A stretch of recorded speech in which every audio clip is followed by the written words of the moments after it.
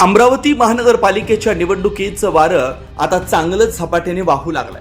अशातच जर आपण पाहिलं तर अमरावतीच्या साईनगर या प्रभागात तिरंगी लढत असली तरी मात्र भाजप आणि युवा स्वाभिमानीच्या वादात आता घड्याळाचे उमेदवार हेमंत राजकुमार मानके व त्यांचे सहकारी कुठेतरी आघाडीवर दिसून येत आहे। कारण गेल्या 4 ते 5 दिवसांपासून साईनगर या भागात भाजप आणि युवा स्वाभिमान पक्षात चांगली रस्सीखेच पाहायला मिळते। अशात मतदारांचा कौल मात्र घड्याळाकडे मोठ्या प्रमाणात दिसून येतोय।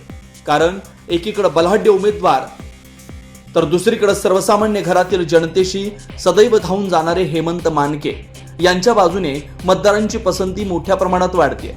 प्रभागात विविध चौकात हेमंत मानके व त्यांच्या सहकाऱ्यांची चर्चा आता जोर धरू लागली। त्यामुळे धनशक्ती विरुद्ध जनशक्तीची ही लढाई या साईनगर प्रभागात दिसून येते।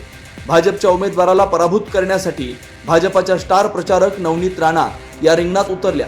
त्यामुळे या दोन पक्षातील वाद याचा फायदा राष्ट्रवादी अजित पवार पक्षातील उमेदवारांना होणार का, हे सुद्धा पाहणं आता महत्त्वाचं ठरणार आहे।